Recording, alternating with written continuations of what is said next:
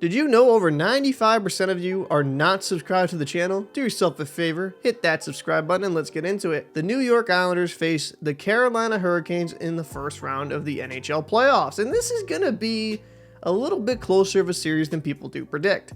Let's get into it. The Carolina Hurricanes in 82 games played, 52 wins, 21 losses, 9 overtime losses for 113 points. They finished first in the Metropolitan Division. They have a pretty good offensive group. Teravainen, Aho, Jarvis, Nosen, Kotkaniemi, Necas, Martinuk, Stahl, and Fast. They're a very competent top 9. Now, losing Svechnikov definitely hurt their offensive depth, but I would say they're above average when it comes to production, with the key standouts of Necas and Aho with 71 and 67 points respectively. They also have one of the better D-cores in the NHL playoffs, with Slavin, Burns, Shea, Pesce, Gostisbehere, and Chatfield. They are very competent, you get a lot of offense, and Carolina does a really good job of involving their defense into their offense, so they're not just relying on their goal-scoring ability from their forwards, their defensemen get involved. I mean, you have 5 defensemen with 25 plus points on the season. They got some good offensive production back there. Let's get into the goaltending. Now, there's not a set starter. Frederik Andersen and Antti Raanta are kind of similar levels. Frederik Andersen has played more games this season. In 34 games played, 21 wins, 11 losses, 1 overtime loss for a 2.48 goals against average and a .903 save percentage. Now, Antti Raanta,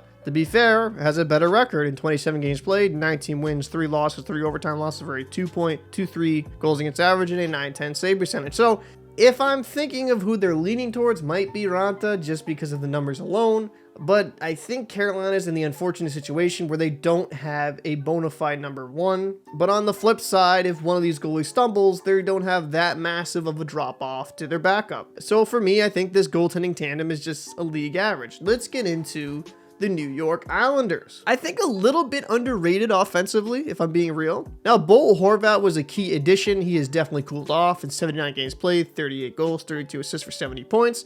But Mathew Barzal being back is going to be big because 51 points in 58 games played. He was still producing at a good point per game clip. Brock Nelson has 75 points in 82 games played. And I would say underrated producers would be Parise and Pageau with 34 and 40 points respectively. If your third liners can have that type of production, I mean, you're looking at a pretty deep team. And while the Islanders won't blow you away offensively, they can still produce enough to win. Now let's get into the defense.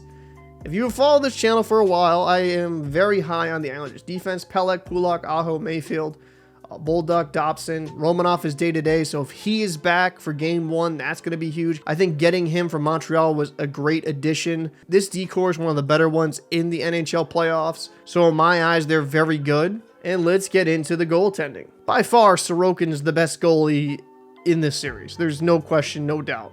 Now, some people would say he's a dark horse for the Vezina, and if Omar didn't have the fantastic season that he did, I would say he could possibly win it, but I just don't see him this year winning it. But in 62 games played, 31 wins, 22 losses, 7 overtime losses for a 2.34 goals against average and a .924 save percentage. He is an elite goalie and one of the best in the league. And a problem with facing a team like the Islanders, if Sorokin gets hot, this team will be extremely difficult to beat. So where do I think this will end up? This is going to be my first upset. I think the New York Islanders will beat the Carolina Hurricanes in 7 games. I think due to the injuries in the Hurricanes roster, I'm going to say that the Isles have a little bit better offensive depth.